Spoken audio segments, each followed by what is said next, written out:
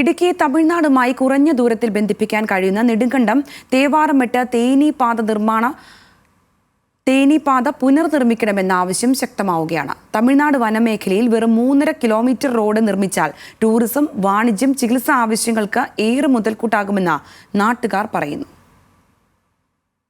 ഇടുക്കിയിൽ നിന്നും ഏറ്റവും കുറഞ്ഞ ദൂരത്തിൽ തമിഴ്നാട്ടിലേക്കുള്ള ചുരം പാതയാണ് തേവാരമേട്ട് തേവാരം തേനിപാത. ഹൈറേഞ്ചിൽ ഏലകൃഷി ആരംഭിച്ച കാലം മുതൽ സഞ്ചാരയോഗ്യമായിരുന്ന പാതയാണിത്. 1981 റോഡിന്റെ നിർമ്മാണോദ്ഘാടനം തമിഴ്നാട് നടത്തിയിരുന്നു.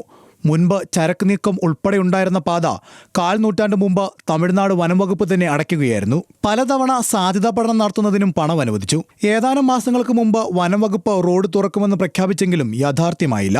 പാത തുറന്നാൽ നെടുങ്കണ്ടം, ഉടുമ്പുചോല എന്നിവിടങ്ങളിലെ ആളുകൾക്ക് ഏറെ ഉപകാരപ്രദമാകും. ജീപ്പ് ഓടുന്നുണ്ടായിരുന്നു.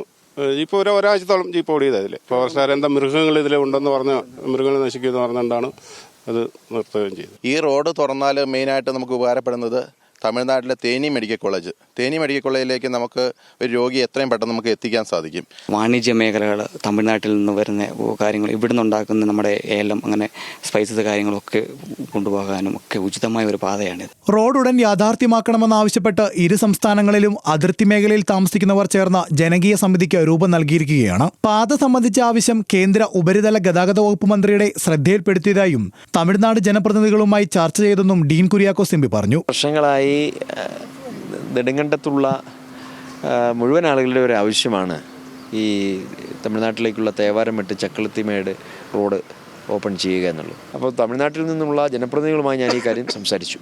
പ്രത്യേകിച്ചും തേനി എം പി ആയിട്ടുള്ള ശ്രീ ടി സെൽവനുമായി ഈ കാര്യം സംസാരിച്ചു. അവിടുത്തെ ലോക്കൽ MLA-മാരെ ഉൾപ്പെടുത്തിക്കൊണ്ട് ഒരു സ്ഥലം പൂർണ്ണമായി വിസിറ്റ് ചെയ്യുന്ന ഒരു പരിപാടി നടത്താമെന്ന് അദ്ദേഹം പറഞ്ഞിട്ടുണ്ട്. തേവാരമേട്ട് പാത യാഥാർത്ഥ്യമായാൽ തമിഴ്നാട്ടിലെ പച്ചക്കറി ഉൽപാദനത്തിലും പൂക്കൃഷിക്കും പേരുകേട്ട ഗ്രാമങ്ങൾ ഉൾപ്പെടുന്ന തേവാരം കേരളത്തിന് അടുത്ത പ്രദേശമാകും. ഇടുക്കിയുടെ ഹൈറേഞ്ചിലെ സുഗന്ധവ്യഞ്ജനങ്ങളുടെ ചരക്ക് നീക്കത്തിനും വ്യാപാരത്തിനും സാധ്യതയേറും. ടൂറിസം മേഖലയ്ക്കും പുത്തൻ വഴിയാകുമെന്നും നെടുങ്കണ്ടം പ്രദേശവാസികൾ ഒന്നടങ്കം പറയുന്നു. ന്യൂസ് മലയാളം, ഇടുക്കി.